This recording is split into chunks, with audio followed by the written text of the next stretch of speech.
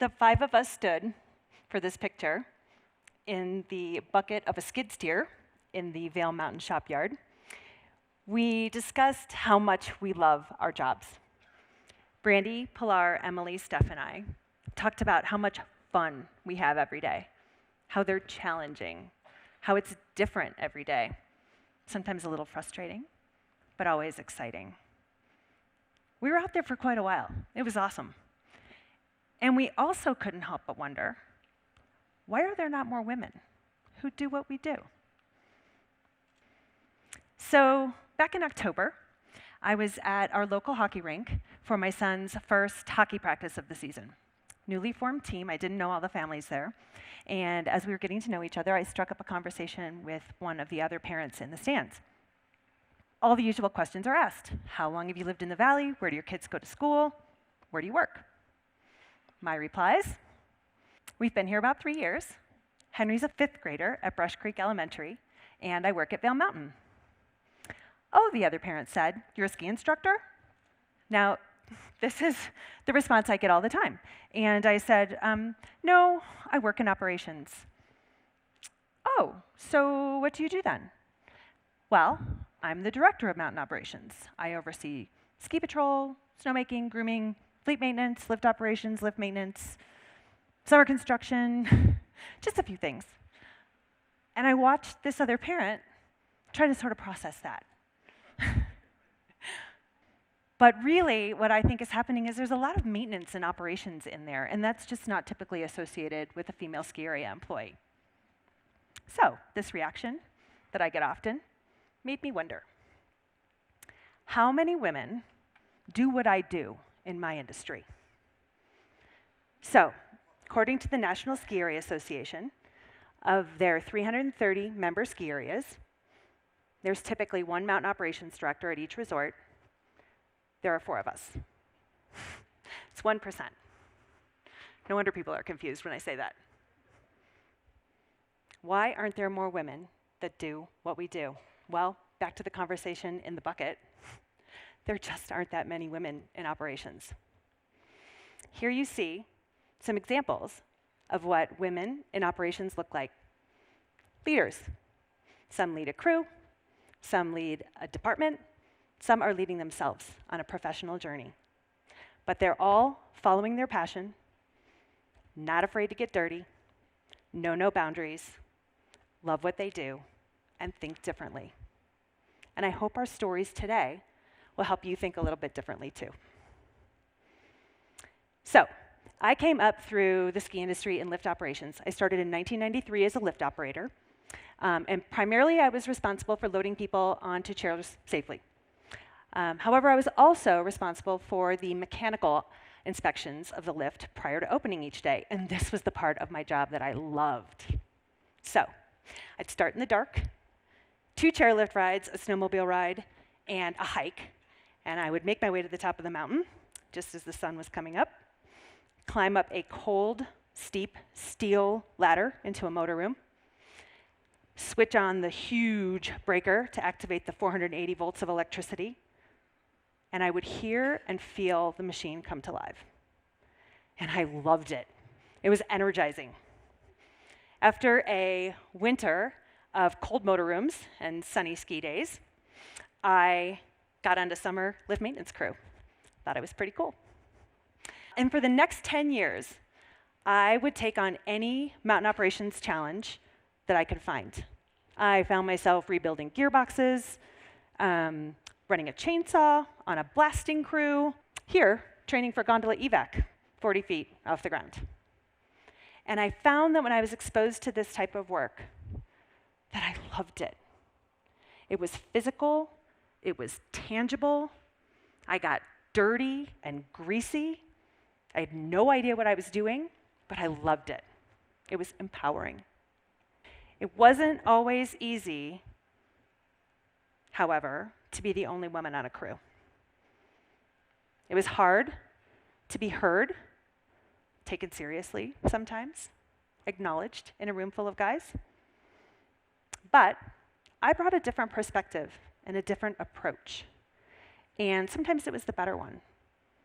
And the guys just couldn't argue with that. I see things differently. In a man's world, I think differently. I replace strength with curiosity. I ask why all the time. I collaborate, and I'm not afraid to share my perspective, which is often different from everyone else's in the room. Steph Kashiwa. Steph, in 30 years of base area operations at Vail Mountain, is the first female manager. And she's a listener. Sorry, I'm so proud of these women. Steph is amazing. She has made changes and innovations in trash, recycling, composting, road maintenance, and plowing. She's hilarious and feisty, and she will tell you that she loves to be in dumpsters, and she does. But really, she believes that the success that she's created in her departments is based on her ability to listen. She can really dig into a conversation and focus and understand what someone is trying to tell her. She thinks differently. Pilar Clark. Pilar is a lift mechanic. She is the only female lift mechanic on her crew of 65. She is creative and curious. And Pilar will tell you, and I've seen this, that a few of the guys that Pilar works with might be a little bit set in their ways. 30, 40 years doing it this way. Pilar believes that her curiosity, her genuine desire to know how to do this work has opened up pathways for respect. And it's been wonderful because then she can bring in her creativity and evolve process and procedure into new and different ways to do things, sometimes better. Often better. She thinks differently. Emily Barker.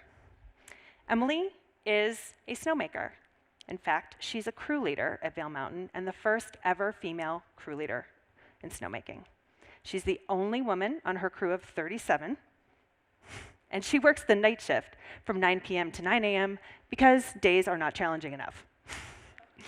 Emily is a nurturer, which is so hard to imagine among 480 volts of electricity, huge air compressors, intense water pressure, snowmobiles, darkness, 2 sets of ear protection in the loud environment she works in. But she is. She does it completely differently. She sets her team up for success by outlining the outcomes they're looking for that evening, and then telling all the guys, call me if you don't get it. I'll come to you. I'll talk to you. Whatever you need, I'm there to support you, which is really different when typically you're wearing 2 sets of ear protection and pointing and yelling. She thinks differently. Brandy Faven, carpenter by trade, and now a security supervisor at Vail. Brandy leads a crew of all guys, and I recently attended her pass-off meeting where the night crew and the day crew, because they work 24/7, come in to hand off duties and discuss what had happened in the last 24-hour period. Brandy brings this amazing, compassionate, caring quality with her. So imagine a security room full of monitors and key boxes and radios squawking and security monitors, and Brandy takes the time to ask everyone in the room, all guys, how their night was, how they're feeling coming into work.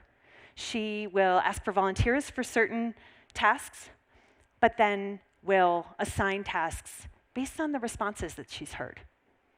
That's really different in security. 24/7, round the clock, intense operation. She brings compassion. She thinks differently. So, these 4 women have truly inspired me. The time we've spent together, the stories we've shared, has been amazing. They have made me reflect on my journey through maintenance and operations jobs and really appreciate the leadership position I have today. It's unique, and it's provided me this opportunity to stand here with you and maybe get you to think a little bit differently.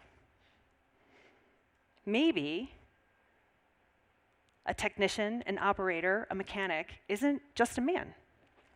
Maybe it's a listener, a nurturer, someone who's creative, someone who's curious or compassionate. Maybe it's a woman who thinks differently. Now, this is just a small snapshot. There are so many places in the world where you'd walk in and be surprised to see a woman working. There are gender barriers out there. But we think differently. We believe you can bring compassion into the workplace. We believe that diversity, perspective, create evolution, revolution. So let's get dirty and think differently. Thank you.